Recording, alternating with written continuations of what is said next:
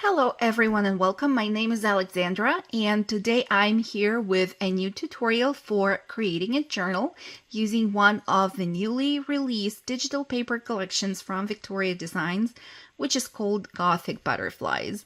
You can see that my journal is quite far from being a proper Gothic, but I guess we never know where our inspiration can take you, and I could relate more to the pink tones in this collection, so my journal turned out to be more feminine. So I'm going to show you how it looks, and then I will flip through the pages, maybe stopping video for a few seconds to explain more things or provide you with more details where I think they're needed. Otherwise, it will be a quiet flip through with some nice music in the background. So let's begin. First of all, this is how it looks like. You can see that the pages of the journal are covered with these flaps on 3 sides, and then on the 4th side we of course have the spine. I have added some beads and stitched pattern to the spine. I have added this butterfly embellishment to the spine on the pin, and that's how the back looks like. This is one of the butterflies from the paper collection, which I covered with Mod Podge. That's why it is so shiny. Then I glued it down to the layer of this pink corduroy that I used on the spine of the journal, and then I glued another piece of fabric to the back, and this one is just some cotton ivory fabric, and then I used a very tiny zigzag stitch on my sewing machine in order to connect all of the layers together. Then I added an eyelet in there, and here my beautiful unique embellishment for the spine of the journal is ready. The stamped word says original, and I think it looks really nice there. So I have added some seed beads to the spine. This is how the back looks like. You can see the brads here because they hold the flaps in place. And my journal is being closed with the help of the seam binding ribbon. This is how I decided to embellish the front cover of the journal. We have a few elements that I fussy cut out of the paper collection, and I have also added some circles that I die cut out of gold foil paper. I have added some gold brads in there for more accents. And let's have a look inside. This is how it looks right when you open it. We have the flaps and all the pages of the journal in here. And on the inside of the front cover, we have a panel with 2 acetate pockets. One of the pockets is intended for larger cards and paper layers. And then the second pocket can hold smaller ephemera pieces or cards. The cards that I have here have been created with the help of the frame die, besides the craft cardstock here and some stamped beach cardstock, I guess. There is also a layer of pattern paper from the collection. And for making these, I have used some leftover pieces that I had after finishing the rest of the journal. So here we have these flaps that we will open up and unfold. And that's the pages of our journal. There are 3 signatures in it. In the back cover on the inside, we have these places for pens. I have never created anything like that, and I thought it could be fun to try something like this. So you can add pencils and pens, and maybe even a ruler in here, and then everything will be held nicely in the journal. Nothing will fall out. So I really like this. There is enough of room to accommodate all those pens. Let me just take the pens out for now, because we will be flipping through the pages of the journal, and it will be more convenient if this section is a bit more flat. So yeah, I have 3 signatures in here, and for creating them I have used not only the digital printed papers from the paper collection, but also some tea stain papers and some other sorts of papers that I had to tie them in terms of style and color to the rest of the pages in the collection. I have added some stenciling and stamping. I have also used various die cut elements. Let me just show you all the pages and stop the video where I feel like I need to explain more. I hope you enjoy looking through the pages together with me.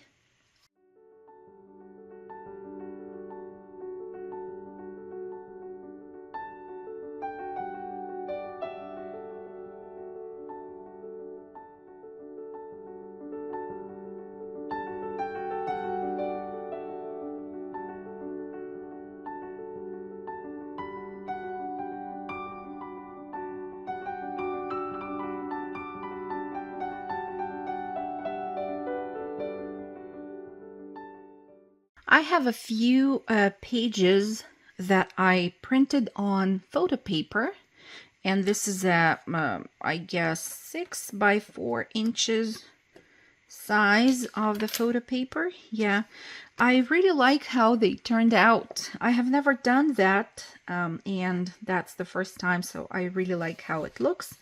I have added maybe 3 or 4 of those throughout the pages, and they look really nice.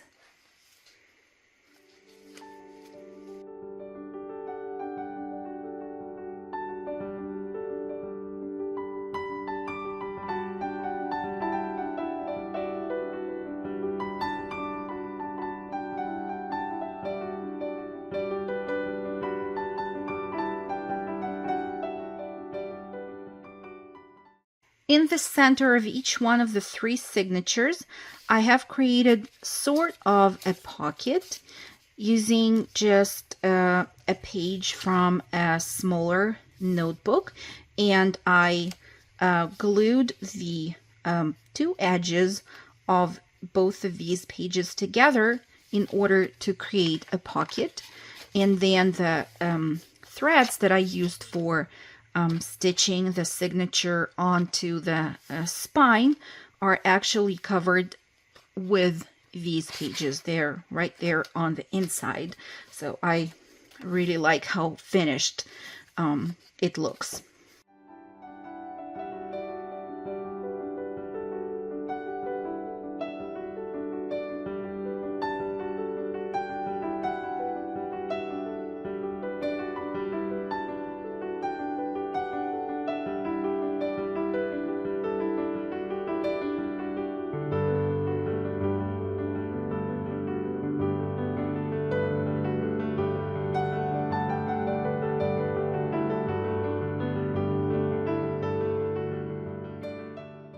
This was the first signature. I also want to say a few words about embellishing your signatures in general. When you start to work with the collection, look at the colors that the pages have.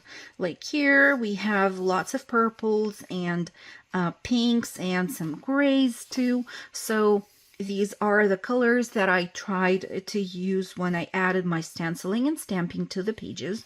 You can also look at the graphics on the pages and see which dies you might have in your stash that go well together with those images. So for example, here, of course, we have lots of butterflies. We have some clocks here and there. We have some keys, some flourishes. So all those are the elements that I tried to find in the collection of the dies that I have and use it on the pages. When I get down to embellish the pages of my journal, I spread in front of me a whole bunch of fussy cut out elements and also die cut elements. I try to create additional embellishments for my pages and not only use the straightforward fussy cut pieces that the collection provides, although it provides quite a lot of elements to work with.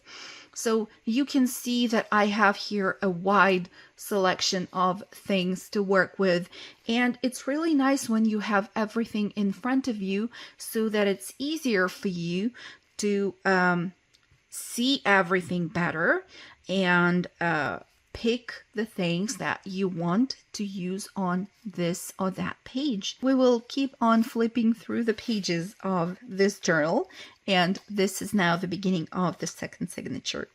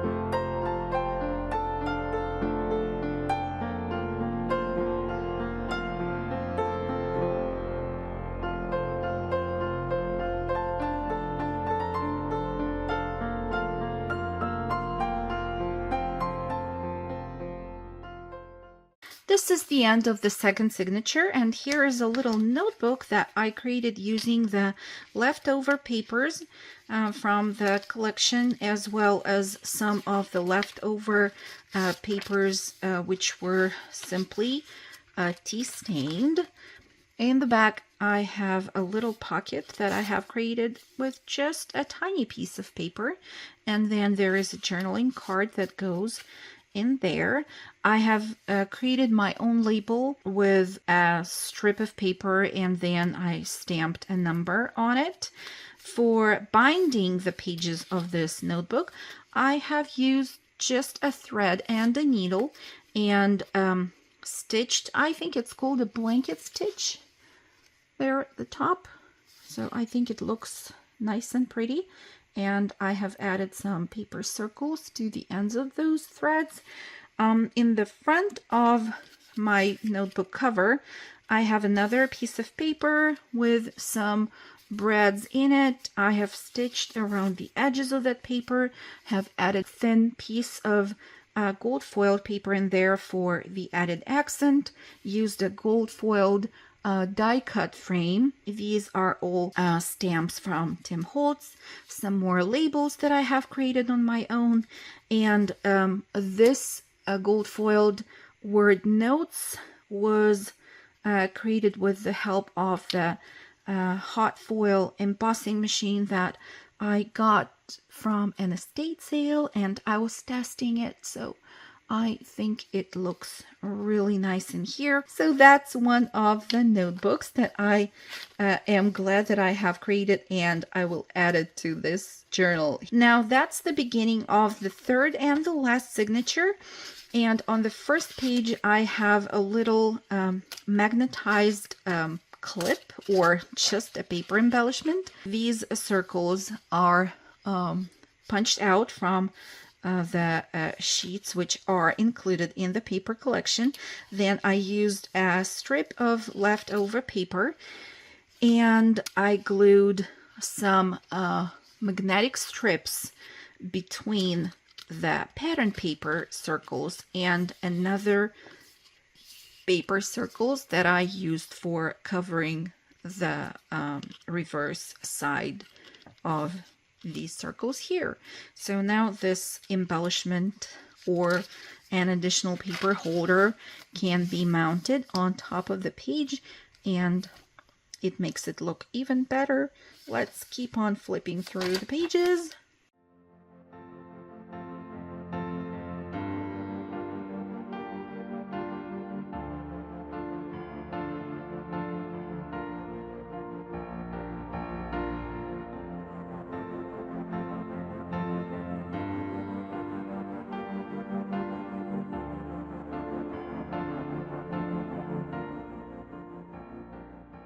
In the center of this third signature, there is one more of those pockets, but now I didn't glue both of these sides.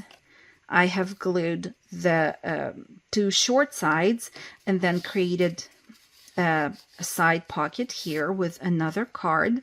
And then I have used this pocket from the paper collection and glued it down on top because it matched the size of that paper layer nicely. And there is another off-cut piece of paper which turned into a journaling card, and it is stored now in that pocket there.